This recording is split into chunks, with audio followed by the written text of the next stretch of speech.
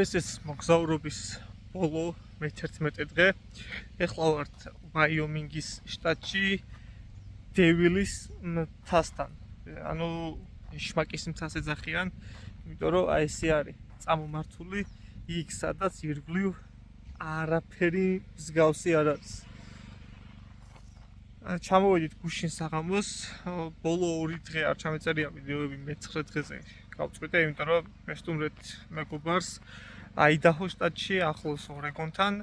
შემდეგ იქიდან წამოვედით და ვნახეთ მესტუმრეთ რეიჩელის დას მონტანაში და მონტანადან ქალაქ ბილინგიდან ჩამოვედით აქ ვაიომინგისა და სამხრეთ დაკოტას საზღვარზე. აი ახლა აქ გავჩერდებით რამდენიმე წუთი, 15-20 წუთი ალბათ, რამდენიმე ფოტოს გადავიღებ და შემდეგ წავალთ რაშმორდის მთა.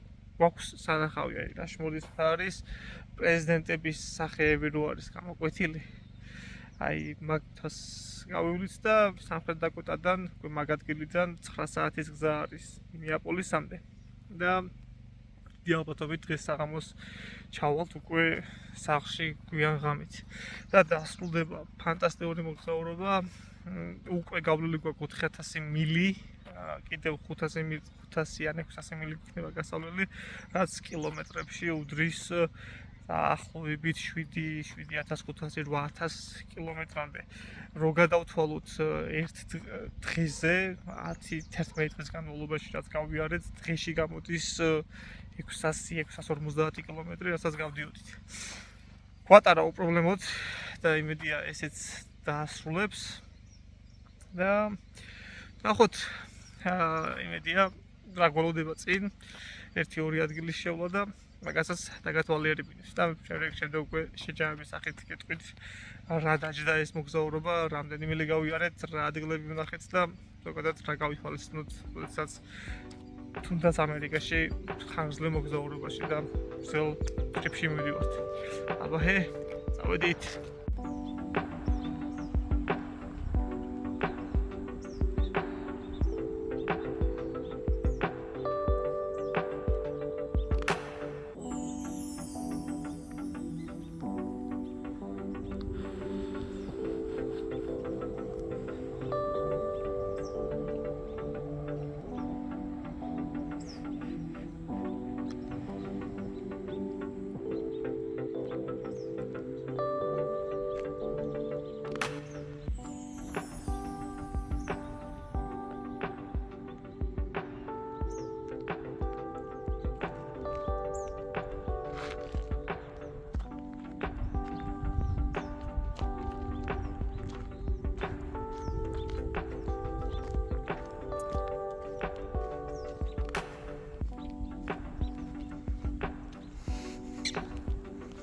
Look at them.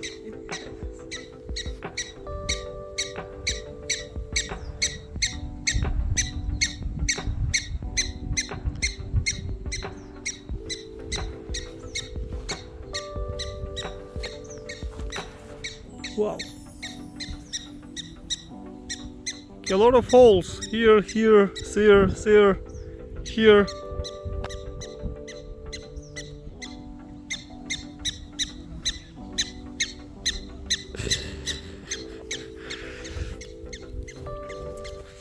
ესეთია ეშმაკის კოშკი და ეს რა დაუდგავთ ქარის ფორმა, ესეთი ქვია, მაგრამ კარგად თუ დააკვირდებით, რუსთავში გასულ წელს დადგმული არტის რაღაც მოდერნიზებული ვარიანტია.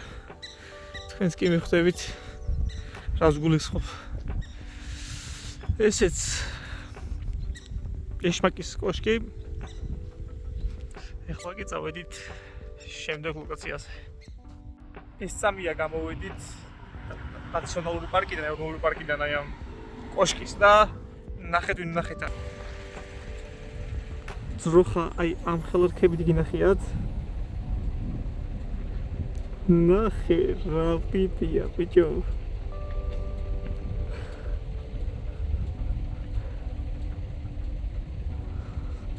ანუ ერთ საძოვარს იყოფს ბიზონებთან.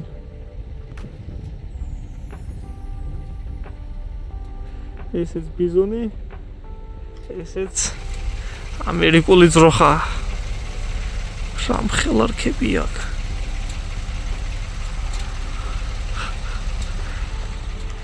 რა ძროხა არ მინახეთ, მაგრამ ესეთი არაფერი ჯერ. წავედით რაშმორზე. ეხლა გზად შემოვიარეთ დედვილი არის ესეთი ქალაქი. კოლბოებისა და განგსტერების ქალაქია და მინდა განახოთ აი ეს მომენტი. შეხედეთ? მთელი ქუჩის ჩაყოლებაზე.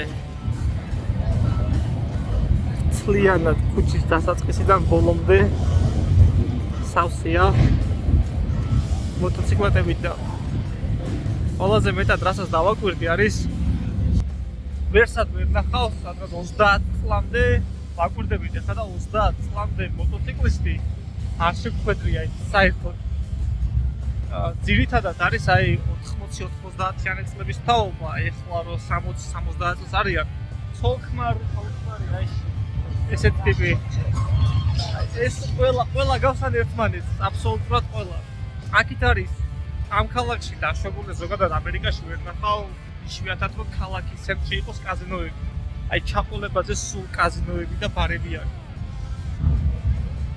აი ეს არის მუზეუმია გაკეთებული აქ პროსტიტუციის ადგილი იყო აქამდე და აი ესეთი ქალაქი მანამდე იყო მაღარო ოქროს მოიპოვებდნენ აქ და წარმოიდგინეთ აი ფილმებში როგორც მინახავს ძველ ვესტერნულ ფილმებში იგივე ქალაქია ოღონდ 21 საუკუნეში მოტოციკლეტები შეცვლილია ცხენები შეცვლილია მოტოციკლეტებით და აი ესეთი სამთვალა და ორთვალა და ოთხთვალებით გადაადგილდებიან ერთად ორთვალებით ყველა არის საშუალო ასაკის ამერიკელი ყველა და ახალგაზრდას ჩემი ასაკის ან უფრო ახალგაზრდას ვერ ნახავ და ჩემთვის ეგ ნიშანია იმის რომ ეს ტრენდი და ეს მოდა როგორც პანკები იყო თავის დროს, როგორც ჰიპსტერები იყვნენ თავის დროს, რაღაც კონკრეტული დროის მონაკვეთში დაპაუზდება და აი სადაც 70-იანებიდან 2030-იანებამდე პერიოდი არ ამგონია რომ ვინაიდან ახალგაზრდებში დაინტერესება ნაკლებია რაღაც ანგლიური იცოცხლის უნარიანობა გქონდათ, რა თქმა უნდა მცირე ჯგუფები შემორჩება, მაგრამ როგორც ხედავთ ეს აი დაგვდებით ხალხს ყველა არის საშუალოა უფროსი ასაკის ადამიანები. ახალგაზრდები აი კომპიუტერულ თამაშებს თამაშობენ, ან მაკდონალდსში მუშაობთ, ან ყველა ფულს ვაკეთებთ. ამათ აქვს ვისმოქმედება უკვე პენსიაზე გასულებმა, რომ ესეთი სიამოვნება მისცენ თავს და ფული ესეთ რაღაცებს, ესეთ გართობაში დააბანდონ. წავედით ახლა დაშბორდის მთაზე. ესეც ესე. მოვედით. Rushmore National Memorial. ესეც შესასვლელი. და ესეც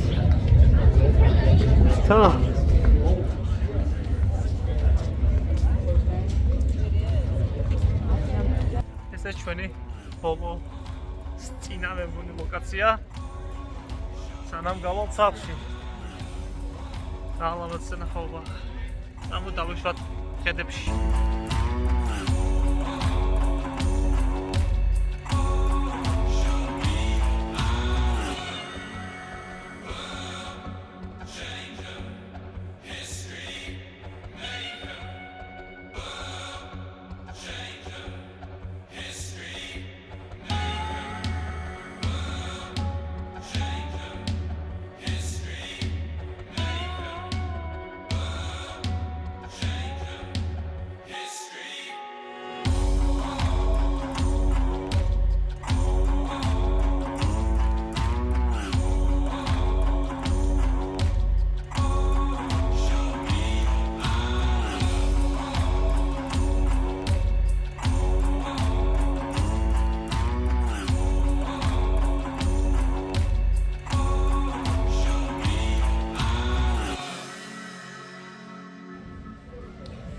ეს იყო რაშმორთის მთა, ბევრი სანახავი მართლა ვთქვათ, ამ კონკრეტულად რაფერი არ არის, მოდიხარ ამ სივრცეში და იღებ ფოტოს, ვიდეოს, სტორის. თუმცა ერთი წიკი თუ არ ვიცი რა დავარქვა, ესეთი ინტერესი მაქვს ხოლმე ყოველთვის, როდესაც ესე სანახაობასთან მოდივარ. ყოველთვის მაინტერესებს აი ამის უკანა მხარეს რა არის, ანუ ფოტოგრაფის ან ვიდეოგრაფი, რომელიც თვითონ სანახაობას უძღვებს ფოტოს, ვიდეოს, აი ამ ტიპის უკან რა ხდება, როგორი ხედია და თქვენს თუ გაინტერესებთ, აგერ დათქვით. მთა, შესასვლელი და ირგვლივ ესეთი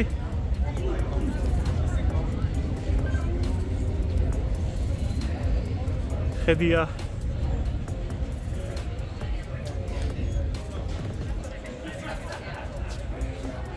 ეს იყო ბოლო სანახაობა, კიდე ერთი ადგილის ნახვა გვინდოდა, მაგრამ 9 საათის გზა გვაქვს წინ და დიდი ალბათობით ალბათ ამ ზოოპარკი იყო დათვები და ბიზონები სადაც არის და საკმარისად ნახეთ უკვე ყველა.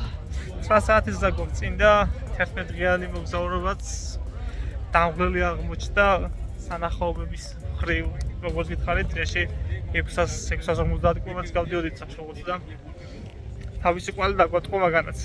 და ეხლა დავეშვებით ქალაქში, რომელიც 3-4 კილომეტრშია ამ მონუმენტიდან და აი ეს ნაიყენით გავგრძელდებით და შემდეგ დავიწყებთ გზას სახლისკენ. სულ ეგ არის.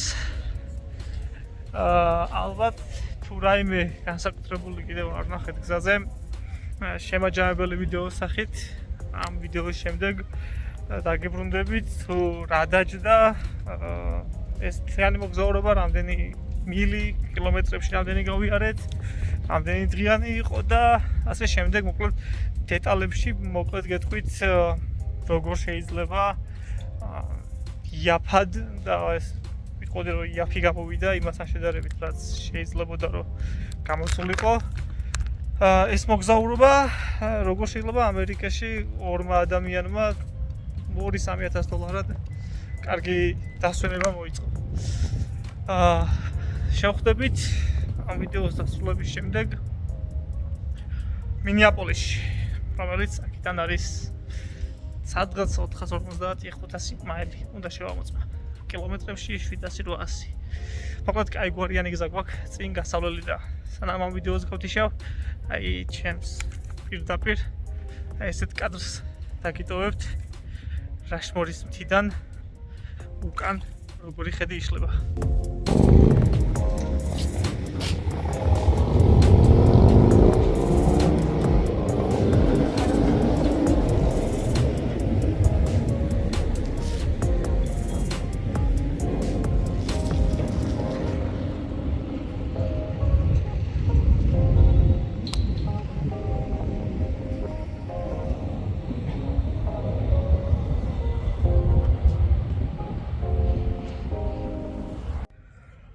ესეც ასე ჩამოვედით გუშინ შვაღამის 2 საათი დამთავრებული იქნებოდა 3:30-ზე სადღაც 11 საათიანი მგზავრობის შემდეგ რაშმორის მთიდან.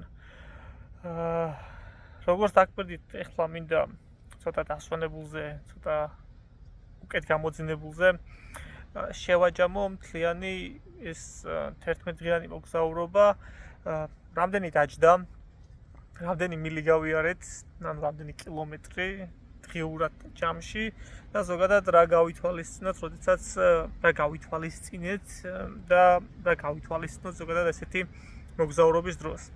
პირველი ყველაზე საინტერესო რაც არის ალბათ ფინანსური მხარე არის ჯამში ორივეს ერთად მეც და ხალბატონსაც ჯამში დაგვეხარჯა $2,500 11 დღეზე, რაც თქვენით გადაიანგარიშეთ რამდენად ღირს, რამდენად ძვირი არის პირობითად ევროპაში მოგზაურობასთან ან თუნდაც საქართველოში მოგზაურობასთან შედარებით. თუმცა ეს არ არის ყველაფერი, იმიტომ რომ სადღაც პრემოსამზადებელ ამბებშიც 200 არა, სადღაც $400-მდე დაგვეხარჯა, $300-400 პარკლებში, იმიტომ რომ როდესაც ეროვნულ პარკებში შედიხარ ამერიკის ეროვნულ პარკებში თითო შესვლაზე გადასახადი არის $35 მანქანაზე ან მანქანით ავტომობილით როდესაც შედიხარ ჩვენ შემთხვევაში ეს გაითვალისწინა რეიჩელმა წინასწარ და $80-იანი სადღაც აქ ამოვანათებ ბარათი გამოიწერა America's Beautiful ესე ქვია ამერიკის სილამაზე და ამაში გადაიხადა $80 ამასთან მოკლედ ესე მქონდა გაყოფილი რომ საწვავის ხარჯს თავიდან ბოლომდე მე ავიღებდი საკუთარ თავზე და საჭმლის თანხას და საცხოვრისის თანხას რეიჩელი რომელი უფრო მომგებიანი იქნებოდა ეს მე რომ მივხვდი რომ ძალიან იწეწებოდა რაღაც ამბებში შევეხიდე მაგრამ ისე თქვა მინდა გზა მთლიანად მე ავიღე საკუთარ თავზე ჩემი ბარათით ვიხდიდი და 7800 კილომეტრზე დაგჭირდა $650 საწვავი 4800 მილი გავიარეთ რომელსაც სადღაც ისე 7800 კილომეტრი უწევს ჯამში გავლილი მანძილი ხო ანუ ჯამში შეიძლებოდა უფრო იაფადაც გამოსულიყავით ან უფრო ალბათ შესაძლებელი იქნებოდა რომ უფრო ძვირი სიაუნებაც მოგვეწყო საკუთარ თავისთვის რაღაც მომენტებში იქნებოდა ამის საშუალება რაღაც მომენტებში არ იყო ფიზიკურად იმიტომ რომ მაგალითად სასტუმროში დავჩერდით 2 ღამე 11 ღამიდან დანარჩენ პერიოდში საკარავი ადგილზე და სპეციალურად მოწყობილ სივრცეებში ვჩერდებოდით რომლის საშუალო ფასიც იყო $20-25 გააჩნია ტერიტორიას როგორც ერთ-ერთ ვიდეოში ნახეთ და მოგიყევით $130 კი ღირდა ზაიონის ეროვნულ პარკში მხოლოდ საპარკინგო სივრცის და ეგ საკარავე სივრცის დარეზერვება ერთი ღამით მაშინ როდესაც ზაიონის ეროვნულ პარკში შესასვლელში გადავიხადე $40-45 უფრო უკეთეს გარემოში სადაც ეგ გარემოც გაჩვენეს შიგნით მოწყობილი იყო გასართობი სივრცე საშხაპე ტანსაცმლის გასარეცხი აქ ლაუნდრის ეძახიან სამრეცხაო მისი საშრობით და ასევე ინტერნეტის და კომუნიკაციები მოკლედ ხელმისაწვდომი იყო განსხვავებით ზაიონის ეროვნულ პარკში პარკის ტერიტორიაზე სადაც ვიზიტორების ცენტრია იმასთან შედარებით თითო შესვლაზე სულ ვიყავით 5 ეროვნულ პარკში და ოღონდ იხდი ყოველი შესვლისას რამდენჯერაც შედიხარ დღეში და გამოდიხარ მოკლედ იმდენჯერ გიწევ გადახდა და აქედან გამომდინარე $35 რომ გადავამრავლეთ სადღაც $250-მდე ადიოდა და $80-იანმა იმ ბარათმა და საშუალო რომელსაც ერთწლიანი ულიმიტო შესვლა აქვს ნებისმიერ ამერიკის ეროვნული პარკის ტერიტორიაზე მაგან გვიშველა და სადღაც $170 დაგვეზოგინეში $150-დან $170 ესეთი რაღაცა მაგალითად საჭმელს რამდენიმეჯერ ვჭამეთ რესტორანში დანარჩენი ხან კოცონზე ვწვავდით ვაკეთებდით ხან ისე მშრალი კვების სენდვიჩებს ვამზადებდით და მაგანაც დაგვიზოგა დიდი თანხა იმიტომ რომ როდესაც მაცივარის ჰქონდა წაღებული წყალის დიდი მარაგით ჰქონდა წაღებული და მოკლედ ეგეთი რაღაცა როდესაც დიდი რაოდენობით ყიდულობ ჯამში უკვე შეღავათი გამოდის ესე იგი რომ შევაჯამოთ მოგზაურობა დამღლელიც იყო მაგრამ მეორეს მხრივ ვინაიდან დაშორებულია ეს ტერიტორიები ერთმანეთისგან 9 შტატში ვიყავით 9 შტატის გავლა მოგვიწია ჯამში და 700 კილომეტრი 11 დღეზე გამოდის 700 კილომეტრი ანუ ეს რო ხა გადავზომოთ და გავიაზროთ თბილისიდან რომ ჩახვიდე ბათუმში და ბათუმიდან ისევ დაბრუნდე თბილისში დღეში საშუალოდ ამ ხლა მანძილის გავლა გვიწევდა თუმცა საგზაო ინფრასტრუქტურა მოწყობილია სატკეცილები არის ყველგან ავტობანსაც ვეძახით და შეფერხება ფაქტობრივად არცად არ გიწევს ამიტომ ეს 700 კილომეტრიანი გზა სადღაც 7 საათში 6 საათნახევარში იფარება და დანარჩენი დრო შემდეგ ეთმობა უკვე სანახაობას კიდევ ერთი რაც იმისთვის რომ სტრესი აგვეცლებინა თავიდან და დიდად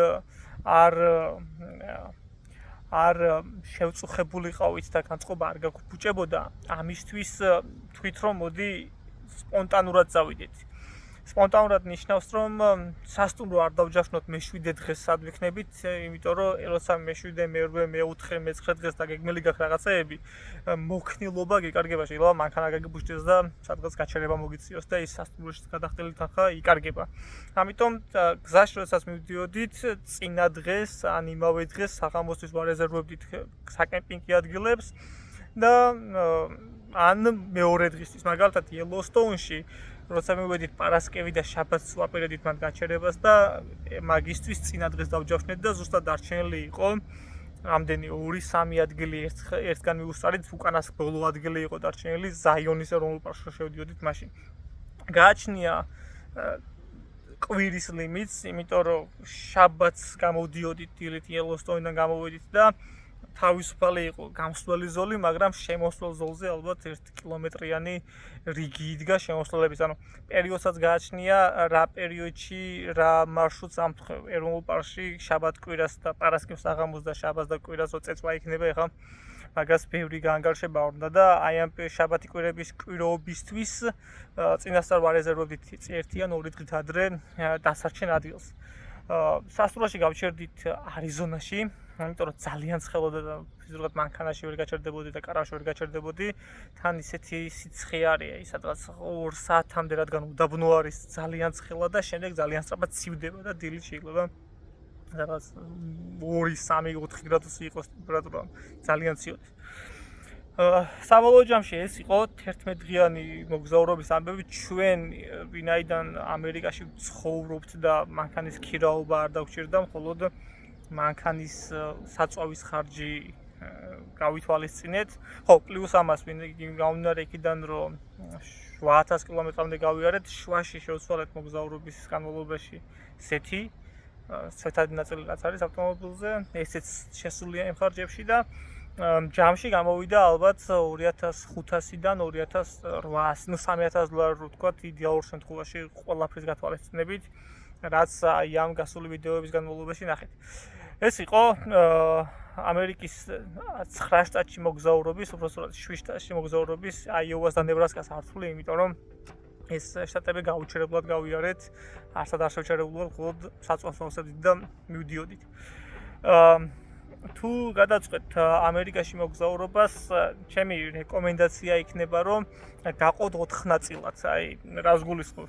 ამერიკას ეს რუკა ხო წარმოგედგენია, სადმე აქ ამოვანათებ და ეს რუკა დაყოთ 4 რაღაც ასე თუ ისე სტანდარტულ ნაწილად.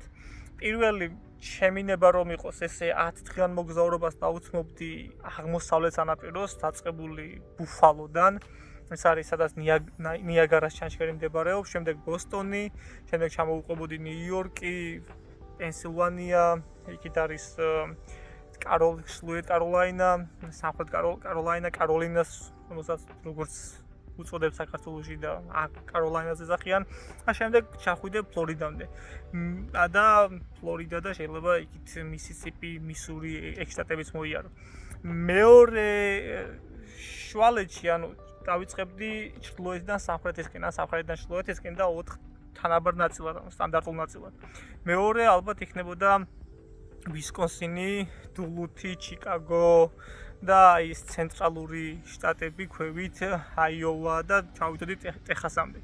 მესამე შუალედი, რაც ჩვენ გავაკეთეთ, იქნებოდა ალბათ დაკოტა, ჩრდილოეთ დაკოტა, სამხრეთ დაკოტა, შემდეგ ნებრასკა, კოლორადო, ვაიომინგი, მონტანა, ეს ცენტრალური მხარე ამერიკის და რისთვისაც შემონახული მაქვს და თვალმწამტაცი და განსაკუთრებულად მაგარი არისო იძახიან, ეს არის დასავლეთ მხარე ამერიკის ვაშინგტონის შტატი, შემდეგ ორეგონი და კალიფორნია. ამ ჩაყოლებაზე სანაპიროს გასწვრივ და სანაპიროს გასწვრის შტატებში არის ძალიან ლამაზი სანახაობები და კონტრასტი ლანდშაფტში და მოკლედ სიმაღლეებში მთებიც არის, მდელოებიც, ტბებიც, მდინარეებიც, ოკეანეც და ალბათ ეგ დამრჩა სანახავი კიდე ძალიან ბევრი რაღაცა, მაგრამ აი ესე ორკვირიან ან 10 დღიან მოგზაურობას თუ ჩავხდით. ამიტომ ჩემი რეკომენდაცია იქნება თუ ამერიკის დათვალიერება გინდათ, აი ესე ჩრდილოეთიდან სამხრეთისკენ, სამხრეთიდან ჩრდილოეთისკენ აუყვით და ესე 4 ან 5 ზოლად დაყოთ, იმიტომ რომ ძალიან დიდი ქვეყანა არის ამ მოგზაურობის დროს მივხვდი რომ დიდი ქვეყანა, იმიტომ რომ 9 შტატი გავიარეთ და 9 შტატი კი არა, პლანეტა შემოვიარე მგონია, ისეთი დაღლილი მოვედით ბოლო დღეს სახლში.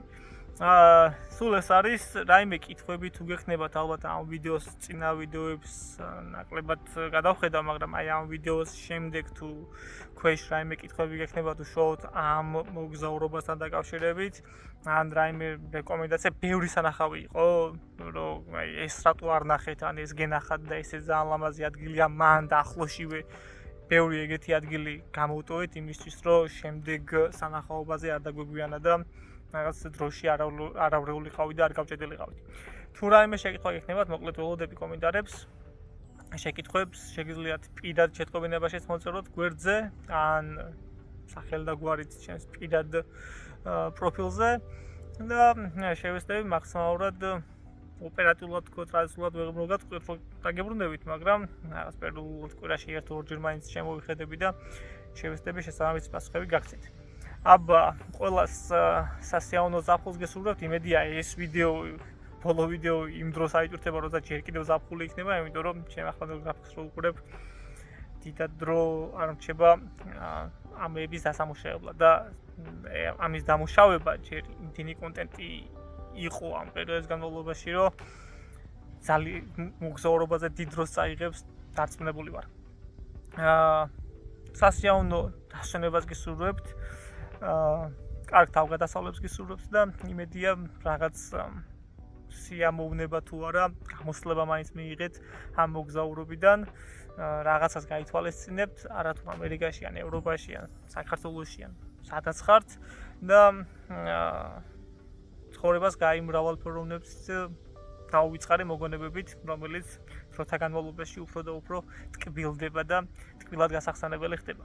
აბა თქვენიცით ღმერთი თქვენკენ წარმატებები და ბედნიერად.